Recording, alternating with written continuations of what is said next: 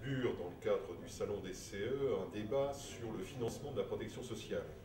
Yves Bure, député du Bas-Rhin et rapporteur général du budget de la sécurité sociale à l'Assemblée nationale, donc un bon connaisseur du dossier. Et ce que j'en retiens, c'est que quand on débat comme cela, entre personnes au fait des dossiers conscientes des réalités, nous trouvons énormément de convergences, nous trouvons énormément de points de vue communs, tout simplement parce que les faits sont têtus, parce que les réalités économiques et budgétaires sont là, et nous voyons qu'on peut tout à fait se rejoindre sur l'essentiel. Qu'est-ce qu'il faut retenir de ce débat?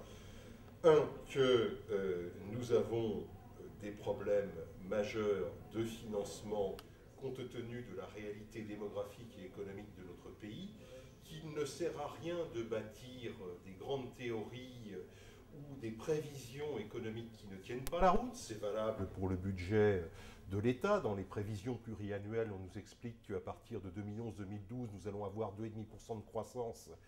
Rien n'est moins sûr aujourd'hui.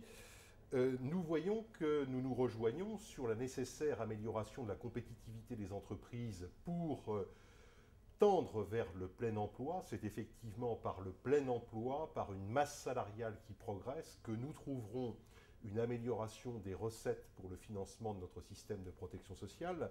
Mais nous le savons également, depuis plusieurs années d'ailleurs, compte tenu du vieillissement de la population, de l'augmentation des personnes à la retraite, compte tenu de la croissance des dépenses de santé qui va plus vite que la croissance économique réelle, que la croissance de la masse salariale, il nous faut trouver d'autres sources de financement.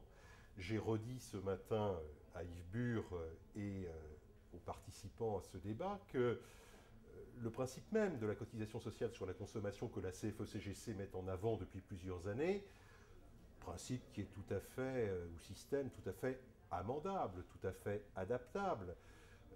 On n'allait pas pouvoir très longtemps en faire l'économie. J'observe, je constate, pour être en contact, en relation avec de multiples acteurs économiques et sociaux, que différents chefs d'entreprise, c'est le cas de Gérard Lignac, le patron du groupe EBRA, qui m'a adressé son dernier ouvrage intitulé « Mondialisation pour une juste concurrence », nous nous rejoignons sur les nécessaires mécanismes à mettre en place pour jouer de manière égale et équitable, un peu comme dans le sport. Dans des sports de combat, il y a des catégories. Dans les courses hippiques, il y a des handicaps, comme au golf. Que nous trouvions le moyen de rééquilibrer durant la période critique que nous vivons actuellement, qui a commencé il y a 2 ou 3 ans et qui va s'étendre jusqu'au début des années 2020, nous trouvions le moyen de rétablir un juste équilibre entre ce que l'on appelle les pays anciennement industrialisés, dont évidemment fait partie la France, et les pays émergents pour lesquels il y a possibilité de produire de plus en plus de biens que nous produisions auparavant en France, entre autres, à des coûts nettement moindres parce qu'il n'y a pas encore les coûts salariaux et les coûts de protection sociale dans ces pays qui s'appellent la Chine, l'Inde, le sud-est asiatique en général, voire l'Europe de l'Est ou les pays africains et les pays du Maghreb en particulier. Nous pourrions imaginer, sans parler de protectionnisme, des droits de douane qui permettent de rééquilibrer un peu cette concurrence jusqu'au moment où effectivement ces pays auront connu une évolution des salaires qui nous évite la concurrence frontale que nous vivons entre les salariés de notre pays et les salariés des pays émergents. J'ai tenu à rappeler à Yves Bure et à souligner auprès de lui, comme je le fais auprès de tous les responsables politiques de ce pays, à commencer par le président de la République, qu'on n'éludera pas ces débats et qu'il faut les prendre à bras le corps.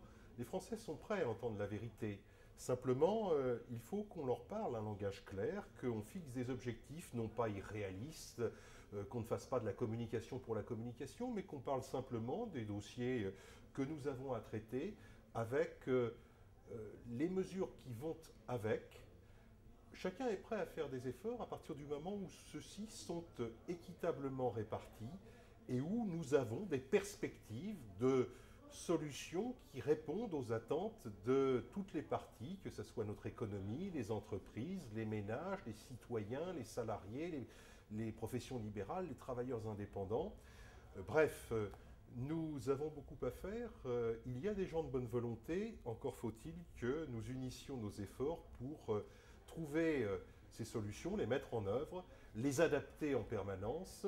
Ce n'est pas dans des combats stériles ou dogmatiques que nous répondrons aux attentes de nos collègues et de nos concitoyens. Comme d'habitude, la CFE-CGC, avec le pragmatisme qui la caractérise, répondra aux enjeux et aux défis de demain et après-demain.